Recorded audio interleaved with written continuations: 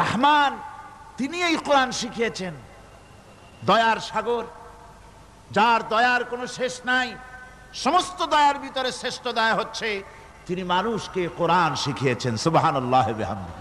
তিনি আমাদেরকে কোরআন দান করেছেন। কোরআন হচ্ছে জ্ঞানের উৎস। আল্লাহ যে জিনিসটা শিখালেন, এই জিনিসটাই, জ্ঞানটা কার? বুঝেন না কথা?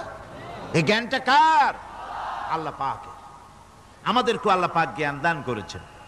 জ্ঞান হচ্ছে দুই প্রকার, একটা হচ্ছে ওহীভিত্তিক জ্ঞান, আর একটা হচ্ছে গায়রে ওহীভিত্তিক জ্ঞান। ওহীর জ্ঞানটা আসে কার কাছ থেকে? চিল্লায় এখন কার কাছ থেকে? আল্লাহর কাছ থেকে আসে ওহীর জ্ঞান।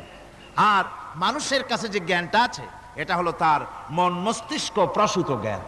আমাদের কাছে যত জ্ঞান আছে, এই জ্ঞানটাকে আল্লাহ পাক বলেছেন ওয়ামা উতীতুম মিনাল ইলমি ইল্লা কলিলা। তোমাদেরকে খুব সামান্যতম জ্ঞান দেওয়া হয়েছে, খুবই সামান্যতম জ্ঞান তোমাদেরকে দেওয়া হয়েছে। আচ্ছা, আপনারা বলুন, একটা ছোট্ট পাখি আটলান্টিক মহাসাগরের ভেতরে তার ঠোঁটটাকে ডুবিয়ে তারপরে সে যদি ঠোঁটটা তোলে, তাহলে আটলান্টিকের পানি কমবে কতখানি? হ্যাঁ, অনেক কমে যাবে নাকি? আটলান্টিক টের পাবে যে কারো একটা ঠোঁট ঢুকছিল এর মধ্যে? টেরও পাবে না। আটলান্টিক মহাসাগরের ভিতরে পাখি তার চঞ্চুটা ঢুকিয়ে দিয়ে যতটুকুন পানি উঠাতে সক্ষম হয় না। ওহীর জ্ঞান বাদ দিয়ে গোটা পৃথিবীতে মানুষের যত জ্ঞান আছে, মানব সৃষ্টির প্রথম দিন থেকে নিয়ে আজ পর্যন্ত, এখান থেকে নিয়ে কিয়ামত পর্যন্ত যত জ্ঞান এসছে এবং যত জ্ঞান হবে মানুষের, সমস্ত জ্ঞান এক জায়গায় করলে আল্লাহ সুবহানাহু ওয়া তাআলার অনন্ত অসীম জ্ঞানের মহাসমুদ্রের ভেতর থেকে পাখি যেমন আটলান্টিক থেকে যতটুকুন পানি উঠাতে পেরেছে, বিশ্বের মানুষ আল্লাহর জ্ঞান থেকে অতটুকুনও তুলতে পারে না। ওয়ামা উতীতুম মিনাল ইলমি ইল্লা কলিলা। খুব সামান্যতম জ্ঞান তোমাদেরকে দেওয়া হয়েছে। আমি অবাক হই যখন আল্লাহ পাকের কোরআনে কারীমের এই আয়াত যখন স্টাডি করি, যখন পড়াশোনা করি, মুতালা করি, অবাক হয়ে যাই। মানুষকে সামান্যতম জ্ঞান দেওয়া হয়েছে। আল্লাহ বলছেন সামান্যতম জ্ঞান। ওয়ামা উতীতুম মিনাল ইলমি ইল্লা কলিল যদি বলতেন, তবু একটা কথা ছিল যে তোমাদেরকে কিছু জ্ঞান দেওয়া হয়েছে। তো কিছু না, বলা হচ্ছে ওয়ামা উতীতুম মিনাল ইলমি ইল্লা কলিলা, সামান্যতম, খুবই সামান্য জ্ঞান দেওয়া হয়েছে। সেই সামান্য জ্ঞানের ঠেলায় আমরা কোত্থেকে কোথায় চলে গিয়েছি। গরুর গাড়ি থেকে রকেট পর্যন্ত গিয়েছি, টেলিগ্রামের টরেটক্কা থেকে ফ্যাক্স পর্যন্ত পৌঁছে গেছি। কি সোজা জ্ঞান!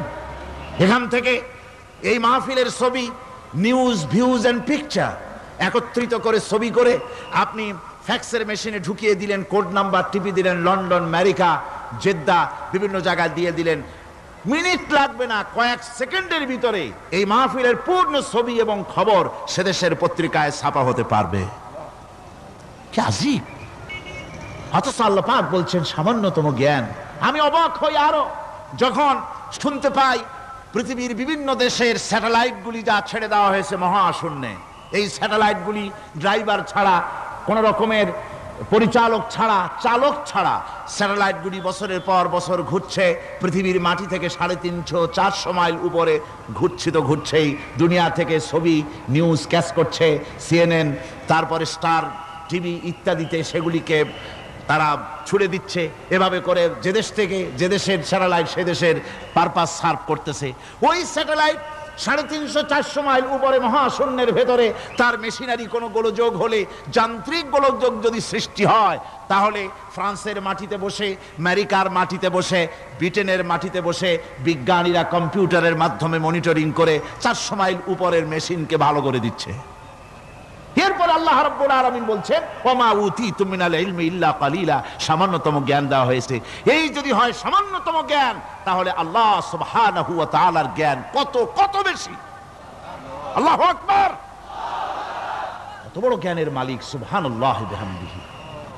সেই মহান আল্লাহ পাকের পক্ষ থেকে এসেছে কোরআন। কার পক্ষ থেকে?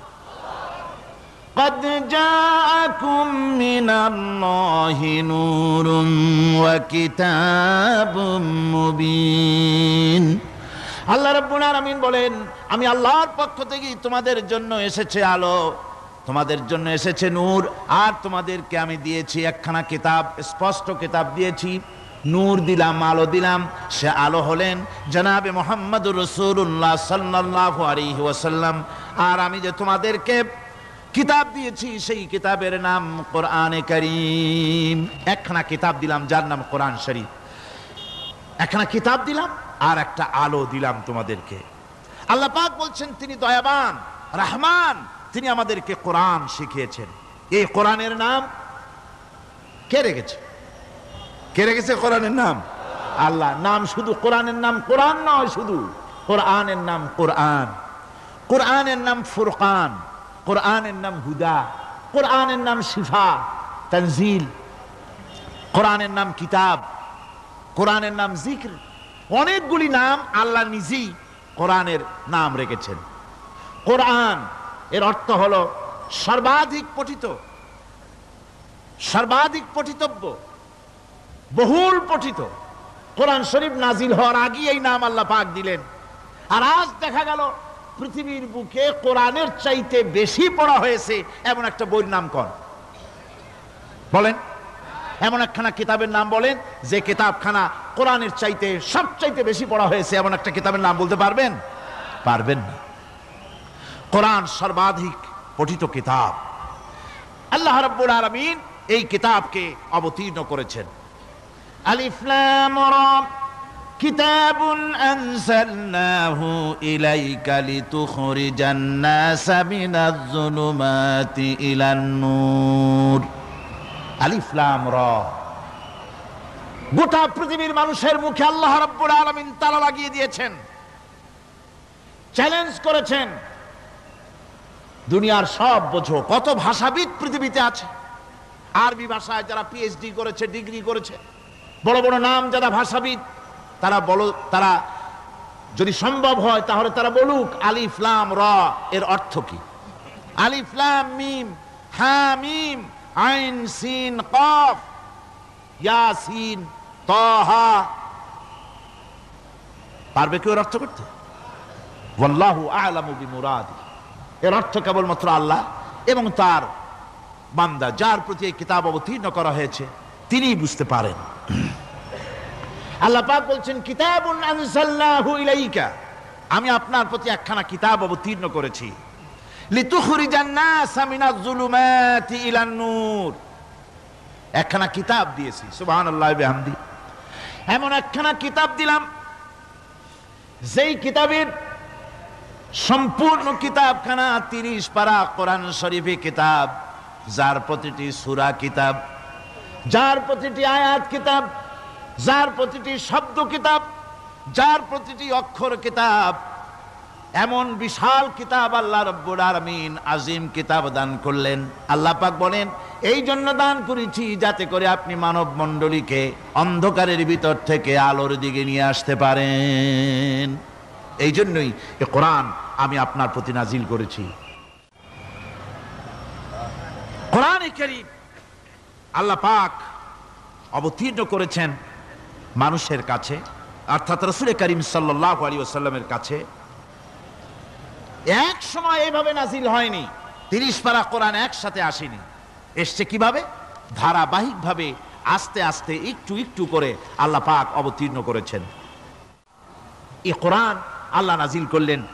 তিনি বললেন আর রহমান আল্লামাল কোরআন। রহমান, তিনি কোরআন শিক্ষা দিয়েছেন, এমন কোরআন যে কোরআনে কোনো ভুল নাই। জোরে কোন সুবহানাল্লাহ। দেখেন যত রকমের বই মানুষে লেখে, বাংলা, ইংরেজি, উর্দু, ফার্সি, যত রকমের ভাষায় হোক, যত বই লেখা হয়, বইয়ের ভূমিকায় গ্রন্থকার তিনি লেখেন এই বই লিখতে গিয়ে ভুল ভ্রান্তি হয়ে যেতে পারে। যদি কারো চোখে ধরা পড়ে জানিয়ে দিলে পরবর্তী সংস্করণে তা পরিশুদ্ধ করতে বাধ্য থাকিব। এরকম কথা বলে না? না, এরকম বলে যে আমি একখান বই লিখছি, এ বইয়ের মতো নির্ভুল বই আর কেউ লিখতে পারে নাই। এমন বাপের বেটার পৃথিবীতে জন্মাইছে কেউ? কেউ জন্মিয়েছে? কেউ জন্ম। এবং বইয়ের সূচনায় কোন গ্রন্থকার নিজের প্রশংসা দিয়ে বই শুরু করে না, বই শুরু করে নিজের দুর্বলতা দিয়ে। বই লিখতে গিয়ে ভুল হতে পারে, ছাপার ভুল হতে পারে, আমার ভুল হতে পারে, এটা সবাই লেখে। এই একখানা কিতাব তামাম পৃথিবীর বুকে অদ্বিতীয় কিতাব। এই কিতাবের রচয়িতা, এই গ্রন্থের অথার, এই মহাগ্রন্থের মালিক, তিনি এই গ্রন্থ শুরু করেছেন নিজের প্রশংসা দিয়া। জোরে বলেন সুবহানাল্লাহ। কোরআন কভার খোলা মাত্রই গ্রন্থকারের প্রশংসা শুরু হয়ে গেল। আলহামদুলিল্লাহি রাব্বিল আলামিন। পড়েন সবাই, আলহামদুলিল্লাহি রাব্বিল আলামিন। সমস্ত প্রশংসা, যাবতীয় প্রশংসা ওই আল্লাহ সুবহানাহু ওয়া তাআলার, যিনি तमाम বিশ্বজাহানের যিনি স্রষ্টা, পালনেওয়ালা রব। সুতরাং তার প্রশংসা দিয়ে শুরু হলো। বইয়ের অথার যিনি, কিতাবের অথার যিনি, গ্রন্থের মালিক যিনি, তার নিজের প্রশংসা দিয়ে বই শুরু হয়ে গেল। সামনে এগোলেন, এবার কিতাব সম্পর্কে চিন্তা আসতে পারে, ভুল টুল আছে নাকি? কিতাব খোলা মাত্রই প্রশংসার পরে দেখতে পাবেন যালিকাল কিতাবু লা রাইবা ফীহি। এই কিতাবের ভিতরে, এই সেই কিতাব যার ভিতরে কোনো ভুল নাই, কোনো সন্দেহের অবকাশ নাই। বিরাট চ্যালেঞ্জ আল্লাহ পাক করেছেন। পৃথিবীতে আল্লাহকে অস্বীকার করেছে এমন বহু পাপিষ্ঠ নরাধম নরপশু মানুষ মানব সমাজে জন্মায়েছে যারা আল্লাহকে অস্বীকার করেছে। আছে না? আছে না? কিন্তু এ কথা কেউ আজও বলেনি যে কোরআন শরীফ মানুষের তৈরি। এ কথা বলে কেউ প্রমাণ দিতে পারেনি। এ কথা বলার সাহস কেউ রাখে না। তার কারণ, কেউ যদি বলে যে কোরআন মানুষের তৈরি, তাহলে তাকে বলা হবে যে তাহলে মানুষের তৈরি যখন, তুমিও তো মানুষ, একখানা তৈরি করো। আজ পর্যন্ত এই চ্যালেঞ্জের মোকাবেলা কেউ করতে পারেনি। আল্লাহ রাব্বুল আলামিন বলেন, আম ইয়াকুলুনা ইফতারাহু কুল ফাআতু বিসূরাতিন মিন মিসলি ওয়াদউ মান ইসতাতা'তুম মিন দুনিল্লাহি ইন কুনতুম সাদিকিন।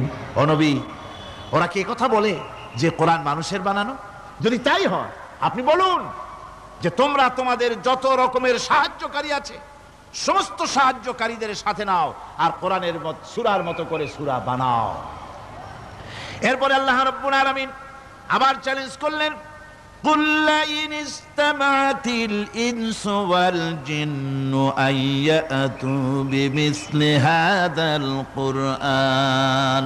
আপনি বলুন, तमाम পৃথিবীর মানুষ আর জেনেরা সব একত্রিত হয়ে যাও, সবাই একত্রিত হয়ে কোরআনে কারীমের সূরার মতো করে সূরা বানায় নিয়ে আসো যদি তোমাদের পক্ষে সম্ভব হয়। আল্লাহ পাক বলেন, লা ইয়াতুনা বিমিসলিহি ওয়ালাউ কানা বা'দুহুম লিবা'দিন যাহিরা। তোমরা যদি জেনেদের সাহায্যকারী মানুষ হও, মানুষের সাহায্যকারী জেনেরা হও, तमाम পৃথিবীর মানুষ আর জেন একত্রিত হয়ে প্রচেষ্টা চালালেও আল্লাহর কোরআনের সূরার মতো করে একটা সূরা কেউ বানাতে পারবে না। পারবে? পেরেছে কেউ? আজও পর্যন্ত কেউ কোরআনে কারীমের সূরার মতো করে একটা সূরা কেউ এই পৃথিবীতে বানাতে পারেনি, কারো পক্ষে এটা সম্ভব হয়নি। আল্লাহ রাব্বুল আলামিন আবার চ্যালেঞ্জ করেন, ইন কুনতুম ফি রাইবিম মিম্মা নাযালনা আলা আবদিনা ফাআতু বিসূরাতিন মিন মিসলি ওয়াদউ শুহাদাআকুম মিন দুনিল্লাহি ইন কুনতুম সাদিকিন। আমি আমার বান্দার উপরে যে কিতাব অবতীর্ণ করেছি এর ভিতরে সন্দেহ আছে বলে যদি মনে করো এর ভিতরে সন্দেহ আছে মানুষের বানানো, এমনটি যদি সন্দেহ হয়, তাহলে কোরআনের সূরার মতো করে একটা সূরা বানাও, ছোট্ট একটি সূরা বানাও। ফাতু বিসূরাতিন, সূরা আলে ইমরানের মতো না, সূরা আরাফের মতো না, সূরা মায়েদার মতো না। ফাতু বিসূরাতিন, ছোট্ট একটি সূরার মতো করে একটা সূরা বানাও। কিয়ামত হয়ে যাবে, মানুষ কোরআনে কারীমের মতো একটি ছোট্ট সূরাও বানাইতে পারবে না। সুবহানাল্লাহ পড়ে। আমার ভাইয়েরা, এই কোরআন আল্লাহ রাব্বুল আলামিনের পক্ষ থেকে নাজিল হলো। কোরআন মানুষের চিরটা কাল ধরে, আবহমান কাল ধরে মানুষের মনকে আকৃষ্ট করেছে। কোরআনে কারীমের এর ভাষা এর লালিত্য, এর মাধুর্য, এর রচনা শৈলী এবং এর গতিময় ছন্দ, এর শব্দ বিন্যাস মানুষকে মুগ্ধ করেছে চিরকাল ধরে। আল্লাহর নবী বলেন, এ কোরআন যখন আমি তেলাওয়াত করতেছিলাম একটা রাত্রে, যে রাতে আমার তেলাওয়াতের সামনে ছিল জেনেরা যখন আমার কাছ থেকে তেলাওয়াত শুনল, ইসসামিআতু হাত্তা ক্বালু ইন্না সামি'না কুরআনান আজাবা। আমার মুখ থেকে যারা যখন তেলাওয়াত শুনল, জেনারা তখন এ কথা না বলে পারে নাই, আমরা এক আশ্চর্য ধরনের কিতাব শুনেছি। জোরে বলেন সুবহানাল্লাহ। ইন্না সামি'না কুরআনান আজাবা, এক আশ্চর্য ধরনের কোরআন শুনেছি। বলতেছে সেই সব জেনেরা যাদের বয়স 1000 বছর, 1500, 2000 বছর, 500 বছর, যারা জাব্বুর শুনেছে, ইনজিল শুনেছে, তাওরীত শুনেছে, সে সব জেনেরা বলছে ইন্না সামি'না কুরআনান আজাবা, আশ্চর্য কিতাব শুনেছি।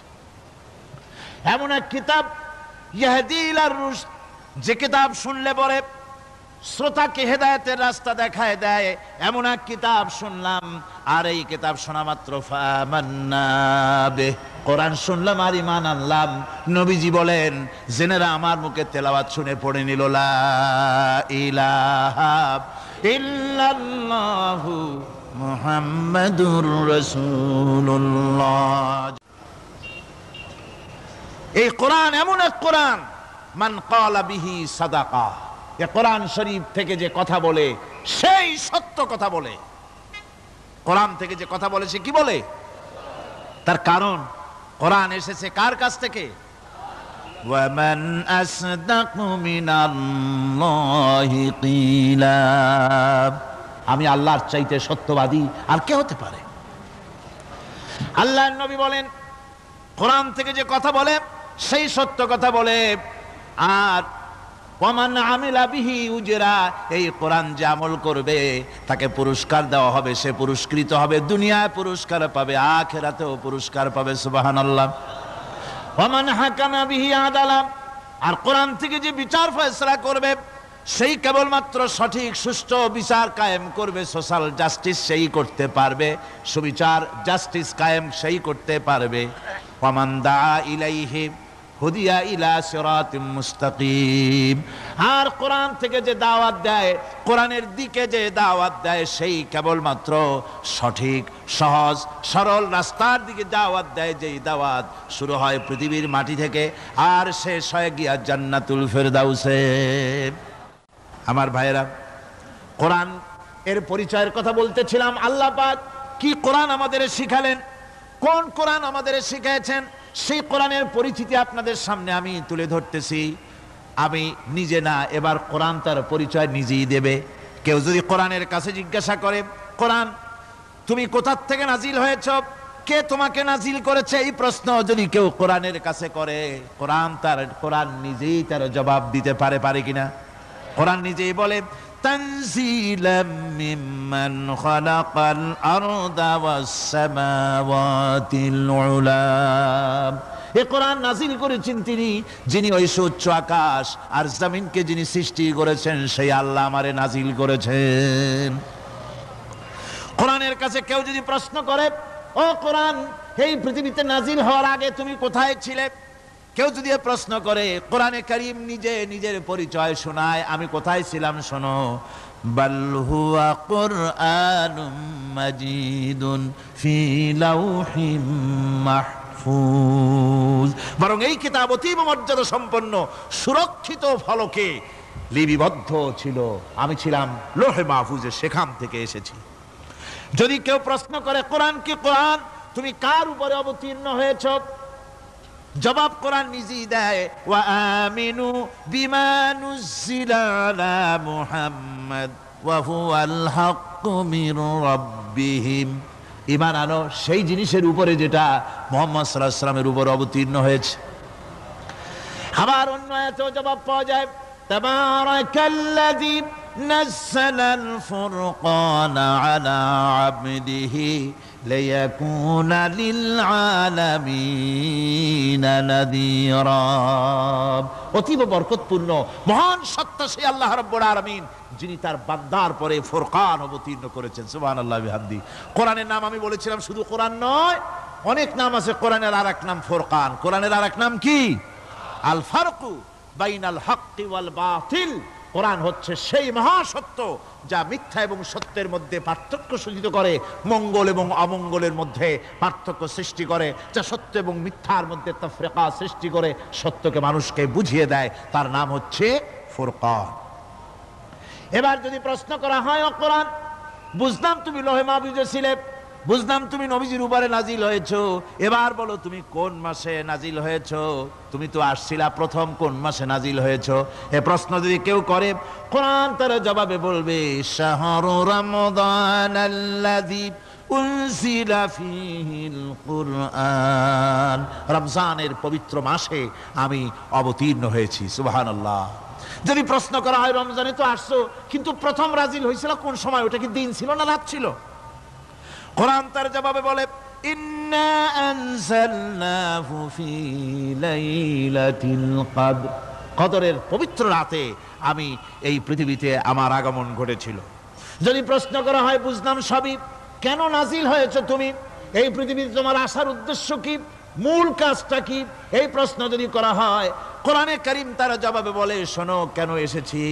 লিতুখরিজান নাসা মিনাজ যুলুমাতি ইলান নূর। আমার মিশন হচ্ছে গোটা বিশ্ব মানবতাকে পঞ্জীভূত জমাট বাঁধা অন্ধকারের ভেতর থেকে টেনে বের করে আলোর সন্ধান দিতে, আলোর দিকে আনার জন্য আমি কোরআন নাজিল হয়েছি। গোটা পৃথিবীর মানুষ আছে অন্ধকারের ভিতরে। কিসের মধ্যে? অন্ধকার কি? অন্ধকার হচ্ছে পুঁজিবাদ, অন্ধকার সমাজতন্ত্র, অন্ধকার ধর্ম নিরপেক্ষতাবাদ, অন্ধকার জাতীয়তাবাদ। মানুষের তৈরি করা যত মতবাদ সব কি? জোরে কোন, সবগুলি কি? অন্ধকার। এই অন্ধকারের ভেতর থেকে মানুষগুলিকে টেনে আনবে কোরআন কিসের দিকে? আলোর দিকে। এবার যদি প্রশ্ন করা হয়, বুঝলাম তুমি অন্ধকার থেকে আলোর দিকে নিয়ে আসবে, আলোর দিকে আসলে পরে ফায়দাটা কি হবে? মূল ফায়দাটা বুঝায় দাও, আসল ফায়দা কি হবে তোমারে যদি মানি? কোরআন তার জবাব দেয়, নিজের পরিচয় নিজে তুলে ধরে, ফামান তাবিআ হুদায়া ফালা খাউফুন আলাইহিম ওয়ালা হুম ইয়াহজানুন। এই কোরআনকে যদি মেনে চলো, এই কোরআনের আইন যদি মানো, সমাজে মানো, ব্যক্তিতে মানো, পরিবারে মানে, রাষ্ট্রে মানো, জীবনের সব ক্ষেত্রে সমস্ত জায়গায় যদি এই কোরআনকে মেনে চলো, ফালা খাউফুন আলাইহিম, তাহলে তোমাদের কোনো ভয় থাকবে না, ওয়ালা হুম ইয়াহজানুন, কোনো চিন্তাও থাকবে না। কিসের ভয় থাকবে না? কোরআনের আইন মেনে যদি চলো সমাজে ও রাষ্ট্রে, চুরির ভয়, ডাকাতির ভয়, জিনার ভয়, হত্যার ভয়, সন্ত্রাসের ভয় কোনো ভয় থাকবে না। ওয়ালা হুম ইয়াহজানুন, চিন্তাও থাকবে না। খাওয়া পড়া, শিক্ষা, চিকিৎসা, বাসস্থান, এগুলির কোনো চিন্তা থাকবে না। কোরআনের সমাজে সব কিছুর গ্যারান্টি দেওয়া হবে, সবগুলি পেয়ে যাবে। এখন যদি আবার প্রশ্ন করা হয়, কোরআন বুঝলাম তোমারে মানলে পরে সব ফায়দা হবে, তাহলে এবার জবাব দাও, তোমার ভিতরে কি রাজনীতি আছে নাকি? আমি তো মানুষ, আমার রাজনীতি করা লাগে। Man is social animal. আমরা তো জঙ্গলের পশু নই, আমরা তো মানুষ। আমাদের সমাজ আছে, আমাদের পৌর নির্বাচন আছে, আমাদের জাতীয় নির্বাচন আছে, আমাদের কলকারখানা আছে, জমিন আছে, আমাদের রাজনীতি, অর্থনীতি, সমাজনীতি আছে, পারিবারিক নীতি আছে, অনেক নিয়ম মালা আছে, নিয়ম নীতি আছে। তোমারে মানলে তোমার ভিতরে কি ওগুলো আছে নাকি সে কথা বলো। কোরআন তার জবাবে বলে, وَنَزَّلْنَا عَلَيْكَ الْكِتَابَ تِبْيَانًا لِكُلِّ شَيْءٍ وَهُدًى وَرَحْمَةً وَبُشْرَى لِلْمُسْلِمِينَ। কোরআন জবাবে বলে, শুনে রাখো, শুধু অর্থনীতি সমাজনীতি নয়, শুধু রাজনীতি আর শিক্ষানীতি, যুদ্ধনীতি নয়, তোমার জীবনে যা কিছু দরকার, ইহকালে যা কিছু দরকার, পরকালে, সব কথাগুলি আল্লাহ রব্বুল আলামিন আমি কোরআনের সিনার ভিতরে খুলে খুলে বর্ণনা করে দিয়েছেন। সব কথা এ কোরআনে কারীমের ভিতরে রয়েছে। তোমার এমন কোনো জিনিস নাই যা তুমি কোরআনে কারীমের মধ্যে পাবে না। তোমার সমস্ত প্রয়োজন আমার বুকের মধ্যে আল্লাহ দিয়ে দিয়েছেন। বিজ্ঞান আছে, দর্শন আছে, ইতিহাস আছে, সব আছে এর মধ্যে। তবে কোরআনের মধ্যে বিজ্ঞান আছে বলে আমি এটাকে বিজ্ঞানের কিতাব বলবো না, দর্শন আছে বলে দর্শনের কিতাব আমি বলবো না, রাজনীতি আছে বলে কোরআনকে আমি রাজনীতির কোনো কিতাব বলবো না। কোরআন তাহলে কি? কোরআন হচ্ছে অর্থনীতি, সমাজনীতি, রাজনীতি, পারিবারিক নীতি, মানুষের জীবনের যা কিছু প্রয়োজন সমস্ত নীতিমালার নীতি গ্রন্থের নাম হতেছে কোরআনে কারীম। সমস্ত নীতিমালার নীতি গ্রন্থ কোরআন। এখানে রয়েছে সব কিছুর উৎস, যেটা গ্রহণ করলে পরে মানুষ আরামে থাকতে পারবে। অমুসলিম নাগরিক বৃন্দ তাদের নাগরিক মর্যাদা পাবে। মুসলমান, কৃষক, নারী, চিকিৎসা, কৃষিবিদ, সাধারণ মানুষ, রং, বর্ণ, ভাষা নির্বিশেষে গোটা মানব সভ্যতা আরামে বাস করতে পারবে। পশু পাখিও আরামে থাকবে, গাছপালাও আরামে থাকবে, যেহেতু নির্দেশ হয়েছে বিনা প্রয়োজনে গাছের পাতাটিও ছিল না। ইসলামের সমাজ যদি চালু হয় গাছেরাও আরাম পাবে, পাহাড়ও আরাম পাবে। চট্টগ্রামের লোকেরা যেভাবে পাহাড় কাটা আরম্ভ করেছে এটা বড় দুঃখজনক। জুমলায় মোতারেজা একটা বলে দিলাম, অপ্রাসঙ্গিক হলেও জরুরি কথা। আপনারা পাহাড় কাটতেছেন না, আপনাদের নিজেদের পায়ে নিজেরা কুড়াল মারতেছেন।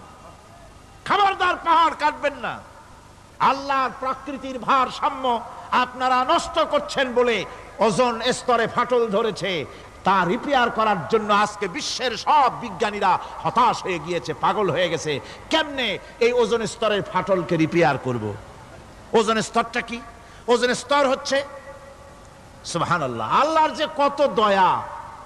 সূর্য, সেই সূর্যের রয়েছে আলট্রা ভায়োলেট রে, যাকে বাংলায় বলা হয় অতি বেগুনি রশ্মি। যে রশ্মিটা সৃষ্টি জগতে যদি আসে আর তা যদি কোনো প্রাণীর শরীরকে টাচ করে, তাহলে সমস্ত প্রাণী ক্যান্সার হয়ে, এক্সিমা হয়ে, বিখাউজ হয়ে, অ্যাজমা হয়ে সমস্ত প্রাণী মরে যাবে, কেউ বাঁচবে না। মারাত্মক রশ্মি। সেই রশ্মিটা যাতে সৃষ্টি জগৎকে টাচ করতে না পারে সেজন্য আল্লাহ পাক একটা ওজোন স্তর তৈরি করেছেন। ওখানে এসে ওটা বাধাপ্রাপ্ত হয়, পৃথিবীর মাটিতে আসে না। যা কিছু পৃথিবীর মানুষের জন্য, পৃথিবীর জন্য কল্যাণকর, সেগুলি সূর্য থেকে আসতে থাকে। সুবহানাল্লাহ ওয়া বিহামদিহি। যেটা ক্ষতিকর সেটা আল্লাহ পাক আটকায় রাখেন। এখন সেই ওজোন স্তরে ফাটল ধরলো। কেমনে ফাটল ধরলো? ফাটল আপনি আমি ধরাইছি। আপনি বলবেন যেটা কেমন কথা, আমি তো ওইখানে যাই নাই, আমি ফাটল ধরাইলাম কেমনে? ওই যে সেই আপনার প্রাইমারি স্কুলে ভিজিট করতে গিয়েছিল ইন্সপেক্টর, তারপরে প্রাইমারি না হাই স্কুল ভিজিট করতে গেছে। যায়া জিজ্ঞেস করছে ছেলেরা কি পড়ছো? বলে ইতিহাস। ঠিক আছে, ইতিহাস থেকেই প্রশ্ন করব। বলতো চীনের প্রাচীর কে ভেঙেছে? ছেলেরা জবাব দিচ্ছে না। তুমি বলো, তুমি বলো। কেউ বলছে না। বেঞ্চের কোনা যে ছেলেটি, সে বলছে সর্বনাশ, কেউ যখন স্বীকার করে না এটা তো আমার মাথায় আসবে। সব শেষ ইন্সপেক্টর তাকে বলছে তুমি বলো তো কে ভেঙেছে চীনের প্রাচীর? কয় স্যার, গ্রামে আমার দুষ্টমির যথেষ্ট বদনাম আছে, কিন্তু চীনের প্রাচীর ভাঙার মতো দুষ্কর্ম আমি করি নাই। ইন্সপেক্টর খুব রেগে গেলেন, মাস্টারের দিকে তাকালেন, এই বুঝি আপনার ইতিহাস পড়ানো? মাস্টার ইন্সপেক্টরের বিরক্তি ভরা মুখ দেখে বলছেন স্যার রাগ করবেন না, এসব ছাত্র তো আমার, ওদের অবস্থা তো আমি জানি। আপনি আসছেন ঢাকা থেকে, আপনি জানবেন কি? আমি হলপ করে বলতে পারি আমার ক্লাসের কোন ছাত্র চীনের প্রাচীর ভাঙে নাই। ইন্সপেক্টর রাগ হইয়া চলে গেছে হেডমাস্টারের রুমে, যায় বলছে যে আমি আপনার স্কুলের গ্রান্টকে আমি নাকচ করে দেব, মঞ্জুরি আমি ক্যান্সেল করে দেব। কেন? এই অবস্থা। হেডমাস্টার বলছে স্যার রাগ করবেন না, আপনার জন্য কিছু টাকা পয়সাও রাখছি হাদিয়া, বড় একটা চর্বিযুক্ত খাসিও জবাহ করা হয়েছে, পুকুর থেকে রুই মাছ তোলা হয়েছে। তারপরেও আমার ছাত্ররা, টিচাররা বলার পরেও যদি আপনার সন্দেহ হয়ে থাকে যে আমার ছাত্ররাই ভাঙছে, তো ওই আপনি অসন্তুষ্ট হবেন না, রাগ করবেন না স্যার, ওই প্রাচীর ভাঙতে যা খরচ লাগে আমি কিছু খরচ দেবো, তো আপনি রাগ করেন না। এখন চিন্তা করেন, স্কুলের ছাত্র থেকে শুরু করে হেডমাস্টার পর্যন্ত জ্ঞানের বহর। তো বলতেছিলাম আপনি আমি ওজন স্তরে ফাটল ধরিয়েছি, তার অর্থ এই নয় যে আপনারা গিয়ে ওখানে কুড়াল মারিয়ে ওটারে ভাঙছেন। তাহলে ওটা কি হয়েছে? কোরআনে কারীমে রব্বুল আলামিন বলেন, ওয়ামা আসাবাকুম মিন মুসিবাতিন ফাবিমা কাসাবাত আইদিকুম ওয়া ইয়াফু আন কাসীর। যত বিপদ তোমাদের উপর আরোপিত হয়, সমস্ত বিপদ তোমাদের দুই হাতের কামাই করা। কে বলছেন? আল্লাহ পাক। ওজোন স্তরে ফাটল ধরেছে, এটা বিপদ। বিশ্বের সমস্ত মানব সভ্যতা সৃষ্টি জগতের জন্য বিপদ। এই বিপদের জন্য দায়ী পৃথিবীর মানুষ। কিরকম? সেটা হচ্ছে গাড়ির পেছন থেকে যে কালো ধোঁয়া বের হয়, কল কারখানার চিমনি থেকে যে কালো ধোঁয়া বের হয়, এই কালো ধোঁয়াগুলি, তারপরে সমস্ত কেমিক্যাল উইপেন সেগুলি যে টেস্ট করা হয়, তার রিয়াকশন ইত্যাদি, এই কালো ধোঁয়া এবং সমস্ত মারণাস্ত্রগুলি এক্সপেরিমেন্ট করার সমস্ত এই রিয়াকশনগুলি সবগুলি গিয়ে ওই ওজোন স্তরে ফাটল ধরিয়ে দিয়েছে। আস্তে করে পাতলা হয়ে এটা ফেটে গিয়েছে, অতি বেগুনি রশ্মি আসা শুরু করেছে। এটাকে বন্ধ করার জন্য বিজ্ঞানীরা আজ মরিয়া হয়ে গিয়েছে। ইনশাআল্লাহ আল্লাহ পাক তার বিজ্ঞানীদের মানুষের মাথায় বুদ্ধি এনে দিবেন, রিপেয়ারও হয়ে যাবে ইনশাআল্লাহ। সবাই বলেন ইনশাআল্লাহ। তাহলে বললাম কেন এই কথাটা? এই জন্য বললাম যে কোরআনে কারীমের মধ্যে আল্লাহ রাব্বুল আলামিন সব কথা বলে দিয়েছেন, কোনো কথা বাদ রাখেন নাই। পাহাড়গুলি ভেঙে আমরা ক্ষতি করতেছি, গাছগুলি কেটে আমরা ক্ষতি করতেছি, প্রকৃতির ভারসাম্য নষ্ট করে দিচ্ছি, ফলে সমুদ্রের পানি স্ফীত হচ্ছে, ভূমিকম্প বাড়তেছে, ঘূর্ণিঝড় হচ্ছে, টর্নেডো হচ্ছে, পৃথিবী বিধ্বস্ত হয়ে যাচ্ছে, ক্লাইমেটের পরিবর্তন আসছে। আজকে পৌষ মাস, এটা কি মাস? কত তারিখ? দেখেন বাংলা ভাষাকে কত মহব্বত করি। যদি বলি আজকে ডিসেম্বরের কত তারিখ, গড় গড় করে মুখস্থ হয়ে যাবে। বাংলারে খুব ভালোবাসি, মাস্টার তারিখ বলতে পারলাম না, দুঃখিত। এই হলো আমাদের ভালোবাসা। আজকে পৌষ মাসের অর্ধেক শেষ হয়ে যাচ্ছে, অথচ মনে হচ্ছে শীত যেন তার শ্বশুর বাড়ি বেড়াতে গেছে।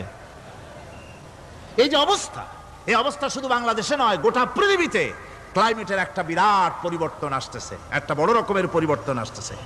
এর কারণ হচ্ছে এই পৃথিবীর মানুষেরা নিজেরাই প্রকৃতির ভারসাম্যকে নষ্ট করে দিয়েছে। এই ভারসাম্য নষ্ট হওয়ার কারণে আবহাওয়ার পরিবর্তন হচ্ছে, সামুদ্রিক জলোচ্ছ্বাস বাড়তেছে, ভূমিকম্প, আগ্নেয়গিরি ইত্যাদি হচ্ছে এবং পৃথিবীর মানুষ বিধ্বস্ত হচ্ছে।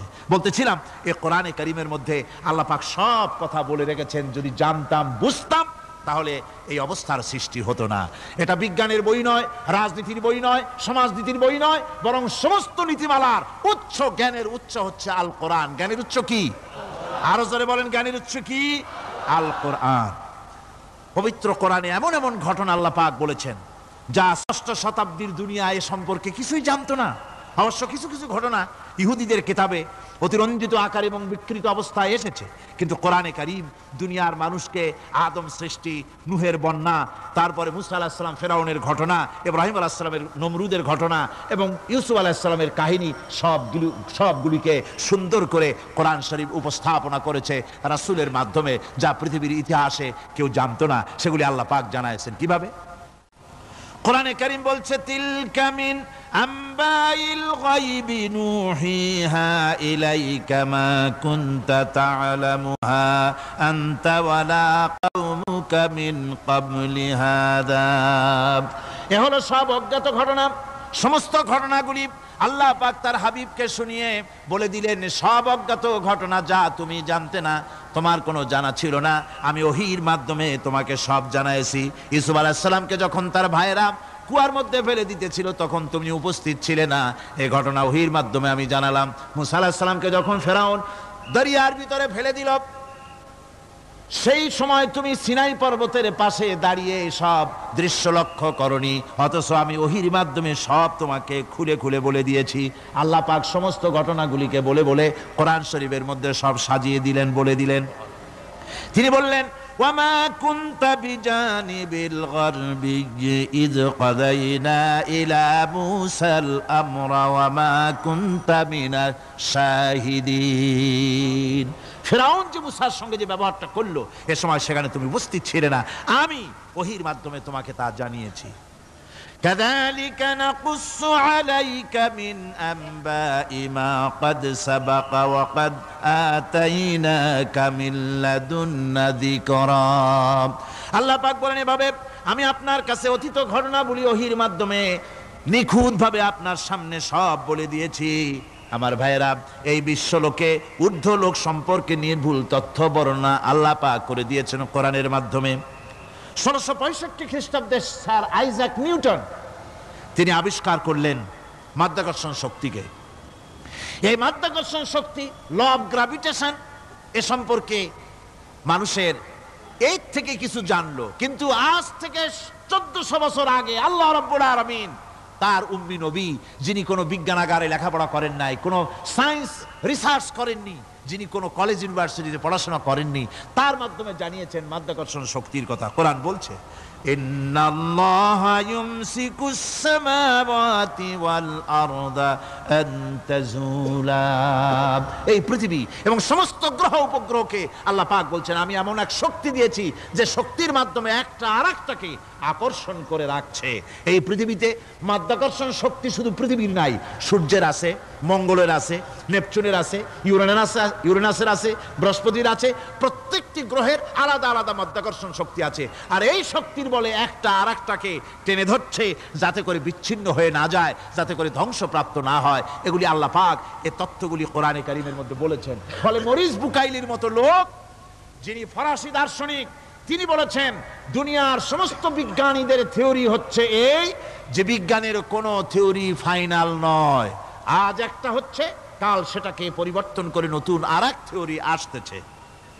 কিন্তু কোরআনে কারীমের মধ্যে আমি, কে বলতেছেন কথা?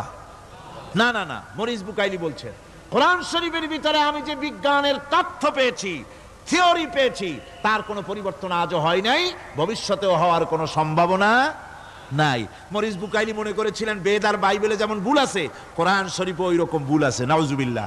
সেই জন্য তিনি আরবি শিখলেন কোরআন বোঝার জন্য, ভুল ধরার জন্য। কোরআন শিখলেন কি জন্যে? ভুল ধরার জন্য।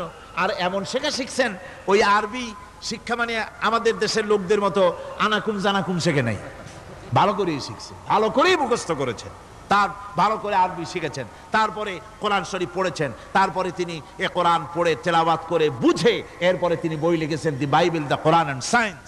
এই বইয়ের মধ্যে তিনি পরিষ্কার লিখেছেন, কোরআন পড়লাম, এর ভিতরে একটা নকতা দেওয়ার, একটা কলমের ফোঁটা দেওয়ার জায়গা কারণ নাই। কোরআন নিঃসন্দেহে মহান স্রষ্টা আল্লাহ রাব্বুল আলামিনের মানুষের বানানো কিতাব, এটা হতে পারে না। সুতরাং কোরআন শরীফের মধ্যে আল্লাহ পাক সব কথা বলে দিয়েছেন। বিজ্ঞানের সাথে কিন্তু কোরআনের সংঘর্ষ নাই। অনেকে মনে করে যে বিজ্ঞান আর কোরআন এর মধ্যে বিরাট সংঘর্ষ। না, বিরাট সংঘর্ষ নয়, দুই একটা পয়েন্টে সংঘর্ষ থাকতে পারে। অধিকাংশ ব্যাপারই বিজ্ঞান, আমি মনে করি বিজ্ঞানের আবিষ্কার যত বাড়বে, কোরআন বোঝা মানুষের জন্য তত সহজ হবে। এটা আমার ধারণা, এটা আমার ধারণা। বিজ্ঞানের সাথে দুই একটা পয়েন্টের উপরে সংঘর্ষ আছে, যেমন চন্দ্র এবং সূর্য সম্পর্কে, সৌরজগৎ সম্পর্কে Copernicus, Kepler, Galileo, Newton, Einstein মহাশূন্য সম্পর্কে যে সব বক্তব্য রেখেছেন, সেসব বক্তব্যের সাথে কোরআন শরীফের কিছুটা বৈপরীত্য রয়েছে। যেমন কেউ বলেছেন সূর্য ঘোরে, পৃথিবী স্থির, কেউ বলে সূর্যের চতুর্দিকে পৃথিবী ঘোরে, কেউ কয় চন্দ্র ঘোরে, কেউ কয় আমরা কি আর বসে থাকি, আমরাও ঘুরি। কিন্তু আসলে ঘোরেটাকে কে ঘোরে, এ ফয়সালা কে দেবে? কে দিবে বলুন তো? হ্যাঁ, ঠিক বলেছেন, আল্লাহই দিবেন, কারণ এগুলি সৃষ্টি করেছেন কে? এবার শুনুন, এই বিতর্কের মীমাংসা আল্লাহ পাক করছেন কোরআনে কারিমে বহু আগে। গ্যালিলিও, কেপলার, কোপারনিকাস, এদের বলার অনেক আগে বিশ্বনবী জনাবে মুহাম্মদ রাসূলুল্লাহ সাল্লাল্লাহু আলাইহি ওয়াসাল্লাম তিনি বলে দিয়েছেন, আল্লাহর কথা তিনি বলেছেন, লা শামসু ইয়ামবাগি লাহা আন তুদরিকাল কমারা ওয়ালাল লাইলু সাবিকুন নাহার ওয়া কুল্লুন ফি ফালাকিন ইয়াসবাহুন। প্রবল জ্ঞানী হইবে যাহারা, আপন মনেতে বুঝিবে তাহারা, রাত্রি পারে না আগে যাইবার দিনের স্থান করি অধিকার, চন্দ্র বাঁধে না সূর্যের গায়েতে, সূর্য পারে না চন্দ্রকে ধরিতে, যার যে স্থান বহাল রাখিয়া ভ্রমণ করিছে খোদাকে ডরিয়া। আল্লাহ রাব্বুল আলামিনকে ভয় করে সব ঘুরছে, চাঁদ ঘোরে, সূর্য ঘোরে, মঙ্গল ঘোরে, ইউরেনাস ঘোরে, বৃহস্পতি ঘোরে, পৃথিবীও ঘোরে, সব ঘুরছে তো ঘুরছেই, বন বন করে ঘুরছে, একটা নির্দিষ্ট কক্ষপথে, আপন আপন কক্ষপথে ঘুরছে, যার ফলে অ্যাক্সিডেন্ট হয় না। সুবহানাল্লাহ, জোরে বলেন সুবহানাল্লাহ। নির্ধারিত কক্ষে ঘুরছে, নির্ধারিত কক্ষে ঘুরছে। এর কক্ষগুলি আল্লাহ পাক ঠিক করে দিয়েছেন, সেই কক্ষে ঘুরতেছে, একে অপরের পথ অতিক্রম করতেছে না। আবার ওই মহাশূন্যের ভেতরে রয়েছে black hole. Black hole, black hole কি? ব্ল্যাক হোল হচ্ছে একটা বিরাট অন্ধকার গহ্বর, একটা মৃত্যুকূপ। এত বড় বিরাট ব্ল্যাক হোল মহাশূন্যে আছে, বিজ্ঞানীরা হয়রান হয়ে গেছে। তার এত বড় শক্তি, সে শুধু তারা খায় না, কোন তারকা ঘুরতে ঘুরতে যদি তার কাছে এসে যায়, তারাকে খেয়ে ফেলে। কোন আলো যদি কাছে আসে, আলো শুষে নিতে নিতে আলো যার থেকে এসেছে সেটাকেও শেষ করে ফেলে। এ ধরনের একটা দারুণ আকর্ষণী শক্তি তার মধ্যে আল্লাহ সৃষ্টি করেছেন। একটা ব্ল্যাক হোল আছে মহাশূন্যের ভিতরে। সূর্য, চন্দ্র, গ্রহ, নক্ষত্র, যে সূর্য পৃথিবীর চাইতে 13 লক্ষ গুণ বড়, এমন 2 কোটি সূর্য খাইয়া হজম করতে পারে, এত বড় ব্ল্যাক হোল আল্লাহ তৈরি করে রেখেছেন মহাশূন্যের উপরে।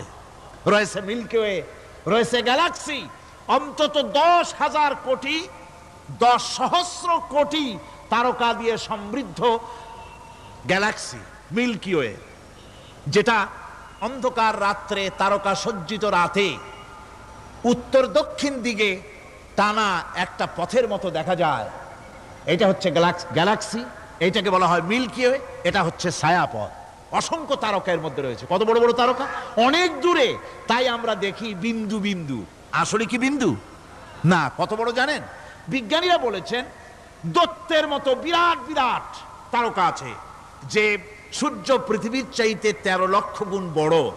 এরকমের সূর্যের অন্তত 3 কোটি সূর্য খাইয়া হজম করতে পারে, এরকম অসংখ্য তারকা মিল্কি ওয়ের ভিতরে আল্লাহ সৃষ্টি করেছেন। সুবহানাল্লাহ বিহামদিহি, সুবহানাল্লাহ। আর মানুষ লাফায়, 4 আঙ্গুল মানুষ খালি লাফ দেয়, মোষ কতগুলো রাখিয়া। কোন আনন্দে লাফা, কি শক্তি তোমার! মহাশূন্যের তুলনায় এই পৃথিবীর অবস্থান কি জানেন? এই জন্য যত বেশি পড়াশোনা করবেন, মাথা নত হয়ে যাবে। কমিউনিস্ট হয় ছাগলেরা, বুদ্ধিমান কোনোদিন কমিউনিস্ট হয় না। কারা কমিউনিস্ট হয়? ছাগলগুলি, যাদের আকল নাই, যাদের জ্ঞান নাই, বুদ্ধি নাই, ওরাই কমিউনিস্ট হয়। কোন চিন্তাবিদ, কোন বিজ্ঞানী কমিউনিস্ট হয় না। মাথা নত হয়ে যায়, আল্লাহর এই সৃষ্টি দেখে পাগল হয়ে যায়। নিঃসন্দেহে আল্লাহ আছেন, নইলে পরে এগুলি হয় কি করে? আমি চিন্তা করে পাই না কমিউনিস্ট হয় কেমন, কতখানি পাগল হইলে হয়। ছোট্ট একটা রুমাল দেখলে মনে করি কোন তাঁতি এটারে বানাইছে। একটা এই কি জানি কয় মাইক দেখলে মনে করি কেউ এটাকে বানাইছে। টেবিল দেখলে মনে করি কেউ বানাইছে। ফ্রিজ দেখলে মনে করি বানাইছে কেউ। একটা সুই দেখলে মনে করি কেউ এটাকে বানাইছে। আর এই বিশাল পৃথিবী, ওই বিশাল আকাশ, কমিউনিস্টরা কয় এমনি এমনি হইছে। আমার বন্ধুগণ, মাথা নত হয়ে আসবে চিন্তা করলে কি বিশাল সৃষ্টি আল্লাহ পাকের। এই ছায়াপথ, এই গ্যালাক্সি, এর তুলনায় পৃথিবীর অবস্থান কোথায়? পৃথিবীর অবস্থানটা হচ্ছে, আমার হাতে এটি একটি কলম। এই কলমটা কাগজের উপরে আমি যদি এই নিপটা রাখি, কাগজের ভিতরে নিপে যতটুকুন জায়গা টাচ করবে, মহাশূন্য গ্যালাক্সি মিল্কি ওয়ে, আল্লাহর ওই মহাশূন্যের তুলনায় পৃথিবীর অবস্থান একটা কলমের নিপে যতটুকুন জায়গা নেয়, এর থেকে বেশি নয়। এই যদি হয় পৃথিবী, তাহলে সেই পৃথিবীর মানুষ আপনি, আপনি কতটুকুন? সলিমুদ্দি বসিরুদ্দি খালি লাফায়। আমার বন্ধুগণ, লাভ কি? লাভের চোটে বলে হ্যান করেঙ্গে ত্যান করেঙ্গে, লাঠি কে আন্দার মুগুর ভরেঙ্গে। কয়দিন পর শোনা যায় শীত হয়ে পড়ছে, কিছু নাই। সুতরাং আল্লাহ পাকের অসীম সৃষ্টি জগৎ, এর সঙ্গে বিজ্ঞানের সংঘর্ষ কম, 2-1টা পয়েন্টে আছে। বাকি সবগুলিতে বিজ্ঞানের আবিষ্কার যত বাড়তেছে, আল্লাহরে চেনা, সৃষ্টি জগৎকে জানা মানুষের জন্য তত সহজ হচ্ছে।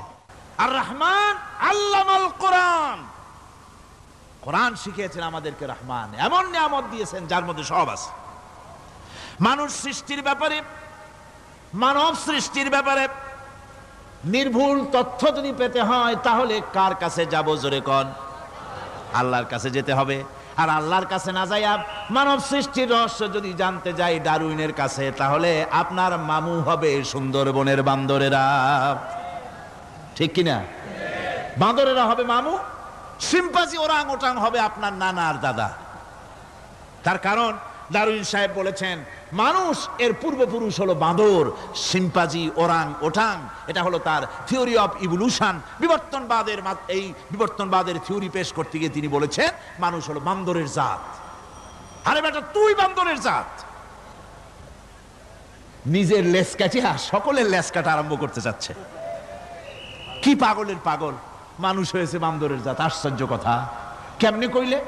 তো বললো যে সিম্পাজি দেখছে, তো সে সিম্পাজি দেখে তার মনে হয়েছে যে মানুষ ওইরকমই তো দেখা যায়, তো মানুষ বুঝি বান্দর থেকেই আসছে। আমি বলি পৃথিবীতে এমন পাগল আমি কোনোদিন দেখিও নাই, শুনিও নাই যে কোনো পাগল পাবদা মাছ দেখে বলেছে যে এটা হচ্ছে বোয়াল মাছের পূর্বপুরুষ। টাকি মাছ দেখে কোনো ছাগলেও বলেছে আজ পর্যন্ত যেটা হলো শোল মাছের পূর্বপুরুষ। পুঁটি খাইতে খাইতে আস্তে আস্তে বিরাট শোলে পরিণত হয়ে গেছে, কোনো পাগলেও বলেনি। আচ্ছা, মেনে নিলাম ডারউইন সাহেবের থিওরি, মেনে নিলাম এক সেকেন্ডের জন্য যে বান্দর থেকেই মানুষ হইছে। এখনো তো বানর প্রজাতি আছে না শেষ হয়ে গেছে? আছে কিনা? তাহলে সুন্দরবনে যান, যে দেখুন কোন বাঁদর কি এ পর্যন্ত দেখা গেছে যে কোমর পর্যন্ত মানুষের মতো হয়ে গেছে? আর একটু দুধ আর পনির আর একটু এই শুটকি মাছ লট্টা ফিশ খাওয়াইলে আর কদিনের মধ্যে এই বান্দরটা মানুষ হয়ে যাবে। হয়েছে এরকম? বাঁদরের 12 আনা মানুষ হয়ে গেছে, 14 আনা মানুষ হয়ে গেছে, আর অল্প একটু বাকি। এরকম দেখা গেছে কোথাও? দেখা যায়নি। এগুলি পাগলামি কথা, পাগলামি কথা। মানুষ বানর থেকে আসেনি, মানুষ ওরাং ওটাং থেকে আসেনি, মানুষ সিম্পাজি থেকে আসেনি। মানুষ এসছে কোত্থেকে? এটা জানতে হলে এ নির্মূল তথ্য জানার জন্য আসতে হবে কোরআনের কাছে। কার কাছে?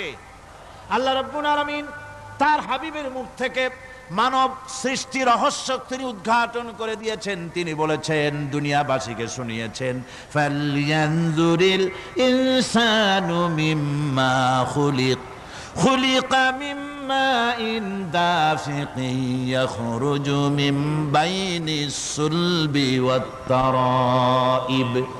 আল্লাহ পাক বলেন, মানুষ কি তার সৃষ্টি রহস্য দেখে না? কেমনে তাকে আমি সৃষ্টি করেছি?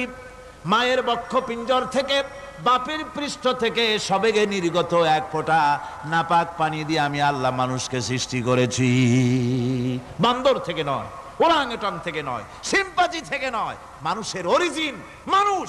আদম থেকে তোমরা জন্মগ্রহণ করেছো, আদম এসেছে মাটি থেকে, তোমরা এসেছো আদম থেকে। সুবহানাল্লাহি ওয়া বিহামদি। এটাই হলো মানব সৃষ্টির রহস্যের কথা আল্লাহ পাক বলে দিয়েছেন।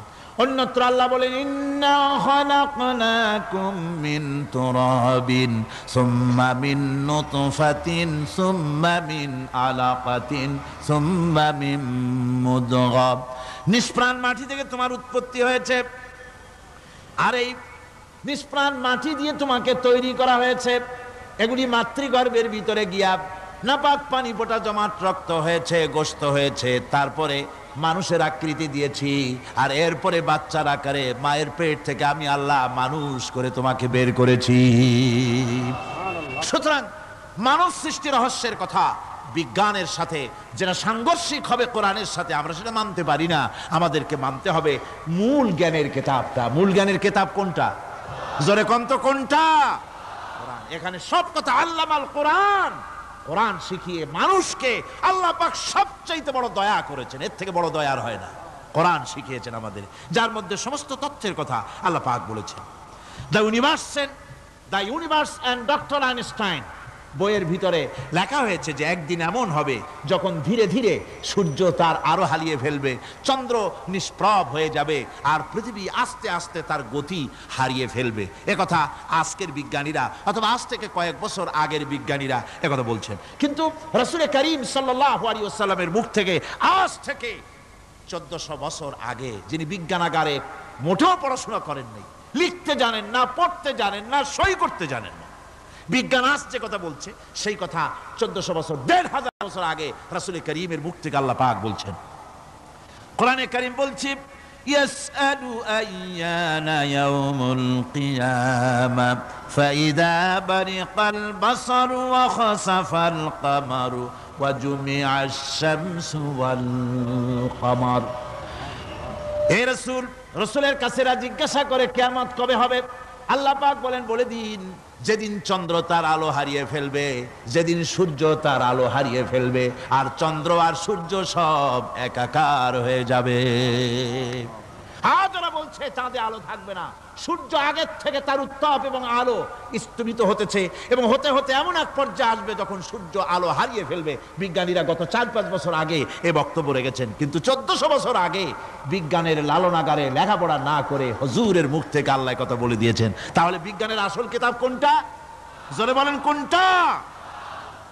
আল্লাহ পাক আরো বলেন, ইজাশ শামসু কুবিরাত ওয়া ইযান নুজুমুন কাদারাত ওয়া ইযাল জিবালু সুজ্জিরাত।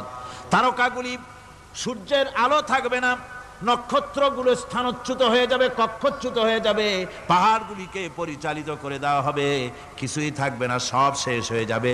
বিজ্ঞানীরা আজ বলতেছে যে সব শেষ হয়ে যাবে, কিছুই থাকবে না, সব শেষ হবে। বিজ্ঞানীরা বলতেছেন, কোরআন অনেক আগে বলেছে, কুল্লু মান আলাইহা ফান ওয়া ইয়াবকা ওয়াজহু রাব্বিকা যুল জালালি ওয়াল ইকরাম। সব শেষ হয়ে যাবে, বিশ্বে যা কিছু আছে সব লয় হবে, ক্ষয় হবে, ধ্বংস হবে, কিচ্ছু থাকবে না, থাকবেন শুধু আল্লাহ সুবহানাহু ওয়া তাআলা। সুবহানাল্লাহি বিহামদি। কোরআনে কারীম একথা বহু আগে আমাদেরকে জানিয়ে দিয়েছে। সুতরাং আসল জ্ঞানের কিতাবটাই হচ্ছে কোরআনে কারীম। এই কোরআনের কাছে আমরা যত যেতে পারবো, যত কোরআন বুঝতে পারবো, ততই আমাদের জন্য আমরা সমৃদ্ধ হতে পারবো, আমাদের উপর আল্লাহর রহমত আসবে, আমরা সমাজ চালাতে পারবো, আমরা দেশ চালাতে পারবো, আমরা দুনিয়ায় শান্তি পাবো, আমরা আখিরাতেও মুক্তি লাভ করতে পারবো। কোরআনে কারীম সমস্ত বিজ্ঞানের উৎস, দর্শনের উৎস। এইটা না জানলে কিছুই জানা হয় না, এইটা জানা হলে সব জানা হয়। পণ্ডিত আপনার ডক্টর শহীদুল্লাহ, আল্লাহ জান্নাত নসিব করুন, সবাই বলুন আমিন। তিনি বলতেন, বড় বড় সেমিনারে গিয়ে বলতেন তিনি, যে আপনারা যারা বক্তব্য রাখতে এসেছেন, জনগণকে বলছি না, যারা বক্তব্য রাখতে এসেছেন, MA পাস করেছেন, ডিগ্রি করেছেন, PhD করেছেন, FRCS করেছেন, বহু কিছু ডিগ্রি আপনারা লাভ করেছেন, নামের আগে 6 হাত লম্বা ডিগ্রি আপনারা লাগাইছেন, আপনারা পণ্ডিত ঠিকই, কিন্তু এই কোরআন শরীফের জ্ঞান যদি আপনাদের না থাকে, আপনারা পণ্ডিত, তবে আপনারা মূর্খ পণ্ডিত। কি পণ্ডিত? কি পণ্ডিত? মূর্খ পণ্ডিত। ওরা বলে যে মৌলবীরা জানে কি, মৌলবীরা জানে কি? আরে ভাই, মৌলবীদের কাছে তো আসল জ্ঞান আছে। সুবহানাল্লাহি বিহামদি। এখানে সবটা আছে। আপনারা এখানে আসেন, এটা বিশ্বাস করলে আপনি সবটা পেয়ে যাবেন। কোরআন বিশ্বাস করতে পারলে, কোরআন জানতে পারলে আপনি সব জানবেন। কোরআনে কারীমের মধ্যে আল্লাহ পাক কত কথা বলেছেন। এর মধ্যে আছে, আল্লাহ পাক বলেছেন, আফালা ইয়ানজুরুনা ইলাল ইবিলি কাইফা খুলিকাত। এই যে আমি উটগুলোরে বানাইছি, কেমনে বানাইলাম তোমরা কি দেখছো? উট কেমনে বানিয়েছি? মুফাসসিরিনে কেরাম এর উপরে অনেক আলোচনা করেছেন। তারা বলেছেন যে উট মরুভূমির জাহাজ, তারপরে উটের পিঠে একটা চুট আছে, কোন কোন উটের পিঠে 2টা চুট আছে, মাঝখানে বসে একটারে হেলান দিয়ে আর একটা ধরে বসা যায়। আমি দেখছি 2টা চুটওয়ালা উট, আফ্রিকান উট আমি দেখেছি, যে চুট সুবহানাল্লাহ দেখলে অবাক হয়ে যেতে হয় যে আল্লাহর কি কুদরত। উটের পৃষ্ঠে 2টা চুট, মাঝখানে আপনি বসবেন, পিছনেরটা একটা সোফা সেটের মতো, পিছনে হেলান দিলেন, আর সামনে যখন সে মরাল সম চড়াই উত্তরাই পথ দিয়ে নামা ওঠা করবে, তখন আপনি যেন পড়ে না যান সেজন্য সামনেরটা বুকের সাথে জড়ায় ধরবেন। এরপরে কি সৃষ্টি আল্লাহর, সুবহানাল্লাহি বিহামদিহি। জিরাফগুলি দেখুন, জিরাফগুলি তার মাথা কত বড় উঁচা। লন্ডন জুতে জিরাফ দেখলাম, সে জিরাফের দেহ থেকে তার মাথাটা 22 ফিট উঁচা। মানে সে যদি নিচে দাঁড়ায়, 3 তলা বিল্ডিং এর ছাদের উপরে নাস্তা দিলে তো নিচে দাঁড়ায় খাইতে পারে, এই অবস্থা। সেই জিরাফে পানি খাবে কেমনে? মাথা হলো অত উঁচায়, পিছনের ঠ্যাং 2টা খাটো, সামনের ঠ্যাং 2টো উঁচা, এখন পানি খাবে কেমনে? ওই মাথা নামাইতে গেলে ঠ্যাং তো অনেক উঁচা। আল্লাহ পাক এমন সুন্দর ব্যবস্থা করলেন, সামনের 2টা ঠ্যাং এভাবে সরায় দেওয়ার মতো। ও যখনই পানি খায় দেখলাম 2টা ঠ্যাং অনেক ছেড়ায় দেয়, 2 দিকে ঠ্যাং চলে যায়, তখন মাথাটা সহজে নিচে নামায় আসে, পানি খাইতে পারে। এই সুযোগগুলি আল্লাহ সুবহানাহু ওয়া তাআলা তিনি করে দিয়েছেন। ওমা কুন্না আনিল খালকি গাফিলিন, আমি আমার সৃষ্টি জগৎ সম্পর্কে অমনোযোগী নহি। সুবহানাল্লাহি বিহামদিহি। ভল্লুকগুলি কি বিরাট বিরাট একটা ভল্লুক, শ্বেত ভল্লুক দেখেছি, কৃষ্ণ ভল্লুক দেখেছি, হাঁটতে হাঁটতেছে মনে হয় যেন পায়ের তলায় হাফসুল করা, ঠিক জুতা পায়ের তলাটা যেমন দেখা যায় ওই রকমের তলাটা, গায়ে একেবারে পশম। লোক ওই বরফের দেশে থাকতো, সে শীত কষ্ট না পায়, সেই জন্য আল্লাহ একটা কম্বল ওর গায়ে জড়াই দিয়েছে, অটোমেটিক কম্বল। সুবহানাল্লাহ বিহামদি। তো উট, আল্লাহ বলছেন উট কেমনে বানাইছি দেখছো? আফালা ইয়ানজুরুনা ইলাল ইবিলি কাইফা খুলিকাত, উট বানালাম কেমনে দেখেছিস? মানুষ অবাক হলো, আল্লাহ এত কথা থুইয়া উটের কথা বলছেন, কারণ নানান রকম মানুষ বলল। শেষ পর্যন্ত প্রাণীতত্ত্ববিদরা তারা আবিষ্কার করলেন মূল কারণটি। অনেক কারণ আছে আল্লাহ পাকে কথা বলার। উট তো মরুভূমির জাহাজ, তারপরে উট মানুষের অনেক উপকারে আসে, কথা বলা হয়েছে। প্রাণীতত্ত্ববিদরা খুঁজে খুঁজে তারা দেখতে পেয়েছে যে উটকে জবাহ করে দেখা গেছে উট সমস্ত প্রাণী বাতাস থেকে অক্সিজেন যতটা গ্রহণ করে ততটা ছেড়ে যায়, একমাত্র প্রাণী উট যে যতটা অক্সিজেন গ্রহণ করে বাতাস থেকে সবটা ছাড়ে না, 2/3 ছেড়ে দেয়, 1/3 তার লাংসের পাশে রাখার জন্য আল্লাহ পাক একটা চেম্বার তৈরি করেছেন। ওই চেম্বারের ভিতরে 1/3 অক্সিজেন থেকে যায়, কারণ পানিও রেখে, তার পানি রাখার জন্য রিজার্ভ ট্যাঙ্কি আছে, একটা রিজার্ভ ট্যাঙ্কি আছে, অক্সিজেন রাখার একটা চেম্বার আছে। এগুলি কেন? এই জন্য যে মরুভূমির ভিতরে সাইমুম শিল্পগোষ্ঠী না, কিন্তু ঝোড়ো হাওয়া, মরুভূমির ভিতরে ঝোড়ো হাওয়া, এই ঝোড়ো হাওয়া যখন আরম্ভ হয়ে যায় তখন মানুষ বাঁচতে পারে না, মানুষ টের পাইয়া সব বাড়িতে চলে যায়। মরুভূমিতে চড়ে বেড়ায় উট, সে যাবে কোথায়? ওর তো যাওয়ার জায়গা নাই। 7 দিন 8 দিন 1 সপ্তাহ 2 সপ্তাহ পর্যন্ত এই মরুভূমিতে ঝড় চলতে থাকে, বালুর ঝড়, কিচ্ছু দেখা যায় না। ওখানে দেখছিলেন বালুর পাহাড়, কালকে আজকে দেখবেন বালুর পাহাড় এখানে চলে আসছে, এইভাবে পাহাড় তৈরি হয়ে যায়, বালি উড়ায় নিয়ে যায় বাতাসে। এই বাতাসের ভিতরে বালু উঠতে থাকে সমানে, মানুষ প্রাণী কিছুই সেখানে শ্বাস করতে পারে না, বাঁচতে পারে না। উটের মতো প্রাণী যে মরুভূমিতে থাকে ও বাঁচবে কি করে? আল্লাহ সুবহানাহু ওয়া তাআলা ওর লাংসের পাশে অক্সিজেন রাখার চেম্বার করে পানির ট্যাঙ্কি তৈরি করে দিয়ে রেখে এমন কায়দা করেছেন, ও যখনই টের পায় যে ঝড় শুরু হবে, সাথে সাথে ঠ্যাং দিয়া মুখ দিয়া গর্ত করে বালুর ভিতরে মাথা ঢুকাইয়া 1 সপ্তাহ 2 সপ্তাহ থাকতে পারবে মাটির তলে, অক্সিজেনের অভাব হবে না। আফালা ইয়ানজুরুনা ইলাল ইবিলি কাইফা খুলিকাত, দেখো নাকি কিভাবে সৃষ্টি করেছি আমি এই সুন্দর উটকে, একবার দেখো, আর শুকরিয়া তোমার মাথা নত হবে। যত বড় কমিউনিস্ট হও, আল্লাহর জন্য সেজদা দিতে বাধ্য হবে যদি তোমার ঈমান এতটুকুনো থাকে। আল্লাহুম্মা আমিন। ربنا ظلمنا أنفسنا وإن لم تغفر لنا وترحمنا لنكونن من الخاسرين ربنا لا تزغ قلوبنا بعد إذ هديتنا وهب لنا من لدنك رحمة إنك أنت الوهاب ربنا العالمين।